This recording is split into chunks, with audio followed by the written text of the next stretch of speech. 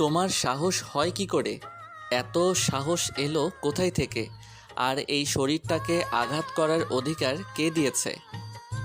বেলার চুল আরও একটু শক্ত করে ধরে হিসহিসিয়ে বলে ওঠে সাঁঝ। নিজেকে ওয়াশরুমে বন্দি করেছিলে কেন?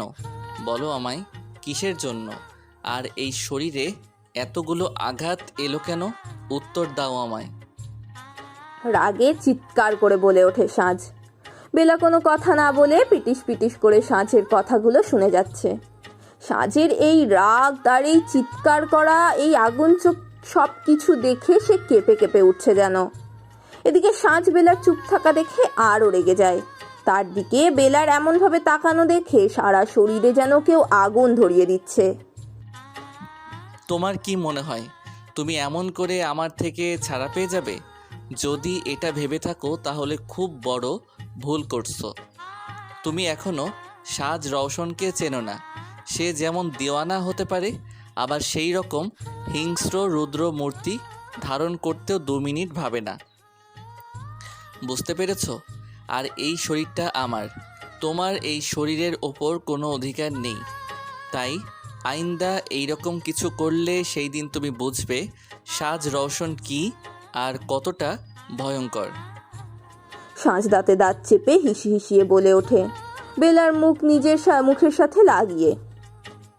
লিসেন বেলা, আই সোয়ার, এরপর যদি তোমার এই শরীরে একটা ছোট্ট দাগও দেখতে পাই আমি কি করব তোমাকে তুমি নিজেও জানো না। তুমি নিজের উপর তোমার কোনো অধিকার নেই। তুমি এখন মিসেস বেলা সাজ রওশন। তোমার উপর এখন আমার অধিকার শুধু আমার। তাই আমি তোমাকে মারব, তোমাকে আঘাত করব, আবার তোমাকে আমার ভালোবাসা দিয়ে আদরে আদরে ভরিয়ে দেব। আমার যা ইচ্ছা করতে পারি, কিন্তু তুমি নও। কথাটা মাথায় ঢুকিয়ে নাও, এটাই তোমার জন্য ভালো হবে। সাঁঝ দাঁতে দাঁত চেপে বলে বেলাকে বিছানায় বসিয়ে রুম থেকে বেরিয়ে যায়।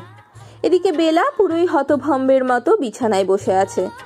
এতক্ষণ যা কিছু হয়েছে সব যেন তার মাথার উপর দিয়ে গেছে। সাঁঝের বলা কথাগুলো, তার উপর সাঁঝের চিৎকার করা, সব কিছু মিলিয়ে যেন তার মাথা ঘুরছে বনবন করে। বেলা ঘুরে সামনের দিকে তাকাতে আয়নায় তার প্রতিচ্ছবি দেখতে পায়। বেলা তার কাঁধের ওপর চুল সরিয়ে দেখে তার ক্ষতগুলো সব মিলিয়ে গেছে, শুধু হালকা হালকা লাল হয়ে আছে। মিষ্টি ভাবি? সারা রুমের দরজায় দাঁড়িয়ে ডেকে ওঠে। বেলা নিজের দৃষ্টি আয়নার থেকে সরিয়ে পাশে ঘোরাতে দেখে রুমের দরজায় সারা দাঁড়িয়ে আছে কাঁচুমাচু মুখ করে। বেলা আলতো হেসে হাত বাড়িয়ে দিতেই সারা ছুটে এসে ওর উপর ঝাঁপিয়ে পড়ে। বেলা আলতো হেসে সারার মাথায় হাত বুলিয়ে দিতে থাকে। মিষ্টি ভাবি, তুমি কেন অমন করেছিলে জানো? আমি কত ভয় পেয়ে গিয়েছিলাম তোমাকে ওইভাবে পড়ে থাকতে দেখে। জানো, আমি ভাইও সব ভয় পেয়ে গেছিলাম। আর ভাইয়ের তো পাগল পাগল অবস্থা হয়ে গেছিল। সারা বেলাকে জড়িয়ে ধরে কাঁদো কাঁদো কণ্ঠে বলে ওঠে। বেলা কোনো কথা বলে না, চুপচাপ শুনে যাচ্ছে সারার কথা। জানো, তুমি দরজা খুলছিলে না বলে ভাই কীরকম করেছিল। আমি আর ভাইয়ের চিৎকার শুনে এখানে এসে দেখি ওয়াশরুমের দরজা বন্ধ। ভাইও মিলে দরজা লক ভেঙে ভিতরে ঢোকে। আমি তো তোমাকে মেঝেতে পড়ে থাকতে দেখে ভয় পেয়ে গেছিলাম। আর ভাই তো তোমাকে কোলে নিয়ে পাগলের মতো ডেকে যাচ্ছিল তোমাকে কোলে এনে বিছানায় দিয়ে ডক্টরের কাছে ফোন করতে বেরিয়ে যায়।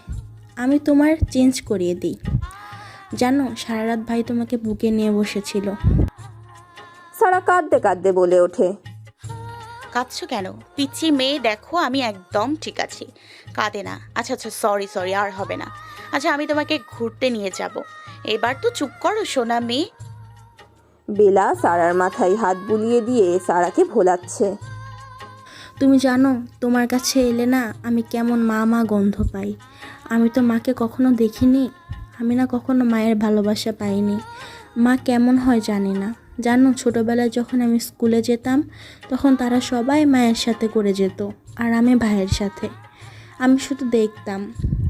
জানো, ভাইও আমাকে কখনো একা হতে দেয়নি। আমার সব ইচ্ছা পূরণ করেছে। আমাকে কখনো মায়ের অভাব বুঝতে দেয়নি। সারা বলে ওঠে। বেলার চোখেও পানি টলমল করছে। সেও তো বাবা মায়েরকে হারিয়েছে, সেও তো বাবা মায়ের ভালোবাসা পায়নি। সে বোঝে বাবা মা না থাকার কষ্টটা। আর এই পিচ্ছি মেয়েটা তো মাকে পায়নি। বয়স কতই বা হবে, ছোট থেকে মা ছাড়া বড় হয়েছে ও। বেলা সারার মাথায় চুমু খেয়ে সারার মুখ দু হাতে তুলে নিয়ে চোখের জল মুছে দিয়ে বলে ওঠে, আমি আছি তো, এখন থেকে আমি সব সময় তোমার পাশে আছি। ঠিক আছে, এখন লক্ষ্মী মেয়ের মতো রেডি হয়ে নাও তো, আমরা ঘুরতে বেরোবো কেমন? এখন যাও। বেলা সারাকে বলে ওঠে। ওকে মিষ্টি ভাবি। সারা রুম থেকে চলে যেতেই বেলা বিছানা থেকে উঠে পড়ে। তাকে বেরোতে হবে, এইভাবে বসে থাকলে হবে না। বেলা উঠে কাবার্ড থেকে ড্রেস নিয়ে ওয়াশরুমে চলে যায়। কিছুক্ষণ পর বেলা ওয়াশরুম থেকে বেরিয়ে আয়নার সামনে দাঁড়িয়ে রেডি হতে থাকে। ধূপধাপ আওয়াজ হতে বেলা দরজার দিকে তাকাতে দেখে সাজ ট্রে হাতে ভেতরে ঢুকছে।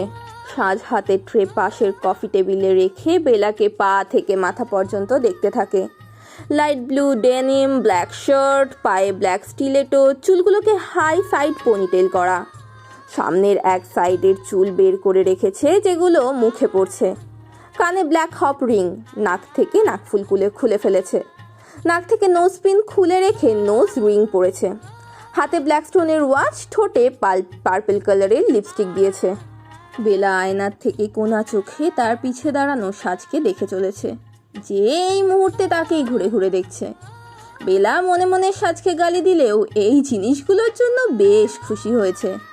এখানে ড্রেস, জুয়েলারি, মেকআপ কিট সমস্ত কিছু কিনে এনে রেখেছে।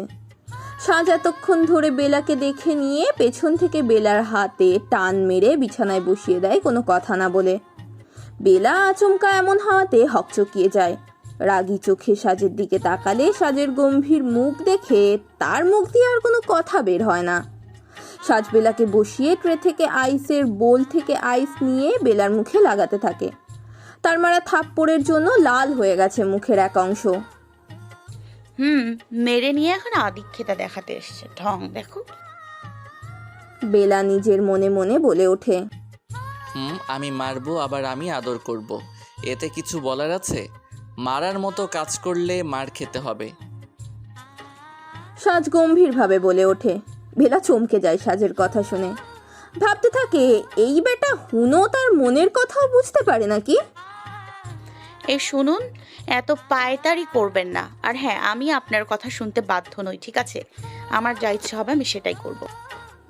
বেলা চেঁচিয়ে বলে ওঠে। আওয়াজ নিচে। শীতল চোখে বেলার দিকে তাকিয়ে বলে ওঠে সাজ, কোথায় যাওয়া হচ্ছে শুনি? সকাল সকাল রেডি হয়ে কোথাও যাওয়া হবে না, চুপচাপ রেস্ট করবে। সাজ শান্ত কণ্ঠে বলে ওঠে, এই যে শুনুন, আমি আপনার কথা শুনতে বাধ্য নই। আমি কোথায় যাচ্ছি সেটা বলতেও বাধ্য নই। আমার যেখানে ইচ্ছা হবে সেখানে যাব। হতে পারেন আপনি এখানকার লিডার, কিন্তু আমার নয়। বেলা বলে ওঠে। বেলা বিছানায় পড়ে থাকা নিজের ফোন নিয়ে উঠে বেরিয়ে যেতে নিলেই পেছন থেকে সাজ টেনে ধরে দেয়ালের সাথে চেপে ধরে ওকে। যাচ্ছ যাও, কিন্তু মনে রেখো তুমি কিন্তু আমার নজরে থাকবে। তোমার উপর আমার নজর সব সময় থাকবে, তাই এমন কিছু করবে না যার জন্য তোমাকে কঠিন শাস্তি পেতে হয়। আর এই শরীরে যেন কোনো ছেলের স্পর্শ না লাগে। যদি এমনটা হয় তাহলে যেই হোক না কেন নিজের জীবনের মায়া ত্যাগ করবে, তাই বি কেয়ারফুল। সাজ দাঁতে দাঁত চেপে বলে ওঠে। সাজ বেলার ঠোঁটের ওপর নিজের আঙুল দিয়ে স্লাইড করে বেলা চমকে ওঠে। সাজ ঘোর লাগা চোখে তাকিয়ে আছে বেলার ঠোঁটের দিকে। বেলা সাজের এই ঘোর লাগা নেশা ভরা চোখ দেখে নিজেকে ছাড়াতে গেলে সাজ বেলাকে চেপে ধরে। বেলার ঠোঁটে নিজের ঠোঁট ডুবিয়ে দেয়। কিছুক্ষণ পর সাজ বেলাকে ছাড়তে বেলা সাজের বুকে একটা ধাক্কা মেরে চোখ রাঙিয়ে রুম থেকে বেরিয়ে যায়। আর সাজ আঙুল দিয়ে নিজের ঠোঁট মুছতে মুছতে বাঁকা হাসছে। আরে মিষ্টি ভাবি, কখন থেকে দাঁড়িয়ে আছি আমরা। সারা বেলাকে নিচে নামতে দেখে বলে ওঠে, ইয়ার বেলা, কখন থেকে তোর জন্য ওয়েট করছি, আর তুই সবে এলি? নিশান বলে ওঠে, বাই দ্য ওয়ে, চিজ কি আটকে রেখেছিল নাকি তোকে? হুম। রুহি বেলাকে ধাক্কা দিয়ে বলে ওঠে। বেলা চোখ রাঙিয়ে তাকালে সবাই মিটমিট করে হাসতে থাকে। আব চল, লেট হয়ে যাচ্ছে, বের হই তাহলে। বেদ বলে ওঠে। বেলা, তোকে ছাড়া আমরা কি করে ইউনিভার্সিটি যাই? তাই সকাল সকাল এখানে চলে এসেছি। কিন্তু বেলা, তোর বাইক তো এখানে নেই তাহলে? ওম বলে ওঠে। আরে সিল আমাদের সাথে যাবে। হাম লোগ হে, না তু ফিকর, কিউ কাটতি হে। নিশান বলে ওঠে। বেলা নিজের বাইক নিয়ে যাবে, টেনশনের কারণ নেই।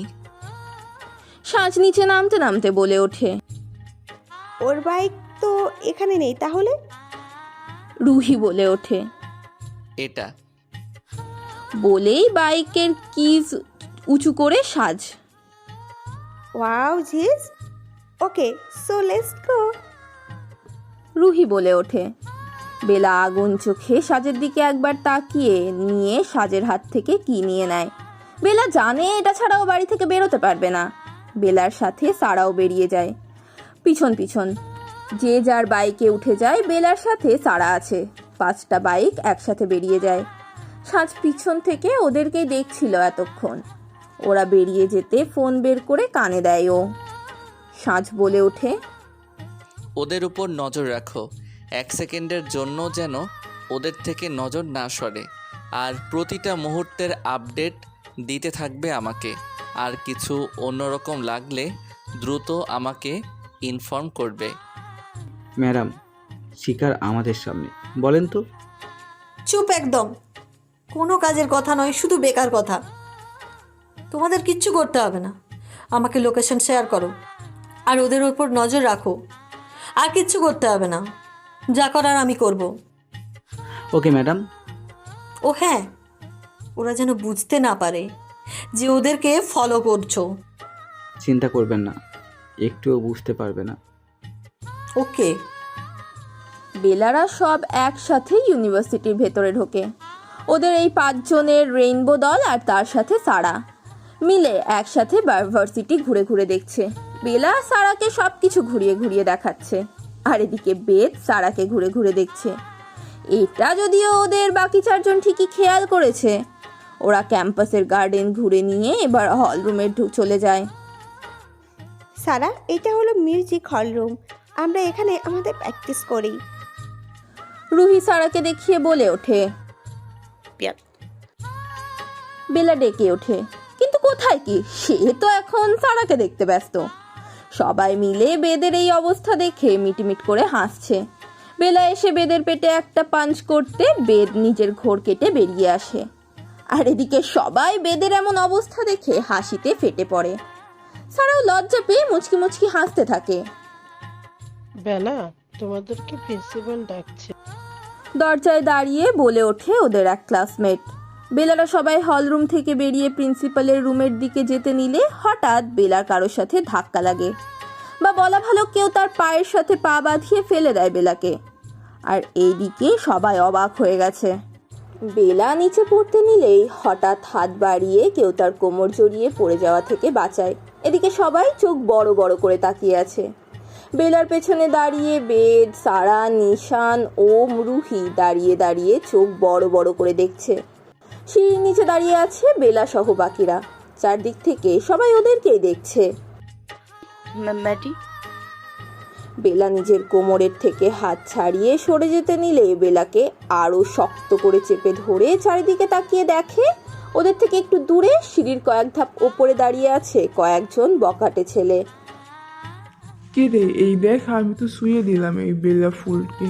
এই ফুলকে নাকি কেউ ধরার সাহস করে না, তাহলে আমি করে দেখালাম তো। হাই বিউটিফুল, তুমি দেখছি বেশ আগুনের ফুল। তোমাকে নাকি ছোঁয়া যায় না, শুধু দূর থেকে দেখা যেতে ভয়। কিন্তু এখন তো আমি এই ফুল ছুঁয়ে ফেলেছি আর ফুলের সুবাসও নিচ্ছি। বেলার ঘাড়ের কাছে মুখ এনে বলে ওঠে। তো গাইজ, এই মূল্যবান রেইনবো ব্র্যান্ডের বেস্ট ফুল তো এখন আমার হাতের মাঝে। দেখো কেমন আমার হাতের মাঝে পড়ে আছে। আরে তোরা যে এটা পারিস নি, আমি সেটাই করে দেখিয়েছি। ম্যাডি বলে ওঠে। বেলা কোনো কথা না বলে চুপ করে শুনে যাচ্ছে। নিজের হাত শক্ত করে মুঠো বেঁধে রেখেছে ও। তার পেছনের সবাই বেদ, নিশান, ওম, রুহি, সারা রাগী চোখে তাকিয়ে আছে। হঠাৎ বেলার আজ সকলের কথা মনে পড়ে যায়। নিজের রাগটা নিজের মধ্যে দমিয়ে রেখে বাঁকা হাসতে থাকে ও। তার আজ সকালে সাঁঝের বলা কথাগুলো মনে পড়ে যায় বেলার।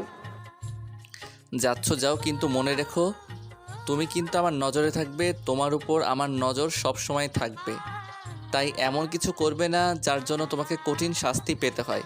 আর এই শরীরে যেন কোনো ছেলের স্পর্শ না লাগে। যদি এমনটা হয় তাহলে যেই হোক না কেন নিজের জীবনের মায়া ত্যাগ করবে। সাঁঝের বলা কথাগুলো মাথায় আসতেই বেলা চুপ করে দাঁড়িয়ে নিজের দৃষ্টির চারিদিকে ঘুরিয়ে দেখে করিডোরের শেষ প্রান্তে ওদের দিকে তাকিয়ে একজন লোক ফোন উঁচু করে ধরে আছে। বেলা এটা দেখে বাঁকা হেসে ওঠে। পেছন থেকে বেদ বেলাকে চুপ করে দাঁড়িয়ে থাকতে দেখে এগিয়ে আসতে নিলে বেলা হাতের ইশারায় চুপ থাকতে বলে। Hey guys, I am Maddie. এই ইউনিভার্সিটিতে নতুন, কিন্তু সবার কাছে রেনবো মিউজিক প্ল্যান্টের আর বেলি ফুলের কথা শুনে আমি তোমাদেরকে প্রুভ করে দিলাম এই ফুল ফুলই হয়, তার বেশি কিছুই না। চিৎকার করে বলে ওঠে। এই যে বেলফুল, তোমার নাকি অনেক ভাব, তুমি নাকি কোনো ছেলেকে ছেড়ে কথা বলো না পেটানো থেকে, তাহলে আমাকেও একটু দেখাও। ম্যাডি বেলার কোমরে স্লাইড করতে করতে বলে ওঠে। ওকে বেবি, তুমি জাস্ট 10 মিনিট এভাবে আমাকে ধরে রাখো, তারপর আশা করছি তোমার মনের ইচ্ছা পূরণ হয়ে যাবে। বেলা বাঁকা হেসে বলে ওঠে। ও হ্যাঁ, হাউ সুইট। আমি তোমাকে এইভাবে ধরে রাখতে চাই। আজ থেকে তুমি আমার হয়ে যাও বেবি, ট্রাস্ট মি, খুব এনজয় করবে। বাই দ্য ওয়ে, 10 মিনিট হয়ে গেল। তুমি যদি আমার মনের ইচ্ছা পূরণ করতে না পারো তাহলে আমি সবার তোমাকে কিস করে আমার করে নেব। চলো দেখা যাক কার মনের ইচ্ছা পূরণ হয়। বেলা বাঁকা হেসে বলে ওঠে। এদিকে বেলার কথা শুনে সবাই অবাক হয়ে দেখে যাচ্ছে। আর ওই বকাটা ছেলেগুলো নিজের নিজের মোবাইল বের করে ভিডিও করছে। পিছনে দাঁড়ানো বেদের হাতে সারা চিমটি কেটে দেয়। ওসব কি হচ্ছে? নিশ্চয়ই ভাবি কি বলছে। ওই মুখ পোড়াটা কে? সারা বলে ওঠে। Just wait and see. Ved মুচকি হেসে বলে ওঠে। 10 মিনিট পর। কি বেবি, ইচ্ছাটা পূরণ হলো না তো? ইস, তবে কোনো চিন্তা নেই, আজকে আমি তোমার গায়ে আমার স্টেপ মেরে দেব সবার সামনে তোমাকে কিস করে। ম্যাডি চিৎকার করে চারিদিকে তাকিয়ে বলে ওঠে। এদিকে বেলা কিছু না বলে চুপচাপ দাঁড়িয়ে আছে। আর ম্যাডির বন্ধুরা চিৎকার করে ওঠে। ম্যাডি বেলার মুখের দিকে এগোতে নিলে হঠাৎ মাথায় কাঁচের বোতল ভেঙে যায়। পেছন থেকে ঘাড় ধরে হ্যাচকা টান মেরে বেলার থেকে সরিয়ে দেয় কেউ। ম্যাডি গিয়ে সিঁড়ির কাছে ছিটকে পড়ে। হঠাৎ এমন আক্রমণের জন্য সব স্তব্ধ হয়ে যায়। তাদের চোখের সামনে যেন ফাইট শুট চলছে। সবাই সামনে তাকাতে বলে ওঠে। সাজ রৌশন। সাঁঝ বেলার হাত ধরে টান মেরে নিজের বুকের ওপর এনে ফেলে। তারপর 2 হাত দিয়ে বেলার মুখ উঁচু করে তুলে ধরে সবার চিন্তার জাল ছিঁড়ে বেলার ঠোঁটে তার ঠোঁট ডুবিয়ে দেয়। এদিকে বেলাও একটু চমকে গেছিল, যদিও সে জানতো এমন কিছুই হবে। আর বাকিরা তো চোখ বড় বড় করে তাকিয়ে আছে আর বেলা আর সাজের দিকে। নিচে পড়ে থাকা ম্যাডিও দেখে চলেছে ওদের কিসিং সিন। বেলা কোনো প্রকার বাধা দেয় না, বরং সে নিজের এক হাত সাজের কোমরে আর এক হাত সাজের জ্যাকেটে ধরে রাখে। সাজ বেলার থেকে ছুটে এসে বেলাকে নিজের সাথে চিপকে নিয়ে সবার দিকে তাকিয়ে চিৎকার করে বলে ওঠে। আশা করছি এখানে থাকা সবাই তাদের উত্তর পেয়ে গেছো। আর কেউ কিছু জানতে চায়? আর কারোর কোনো কৌতূহল আছে? ওকে তো এরপর এই ভুল করার সাহস যেন কারোর না হয়।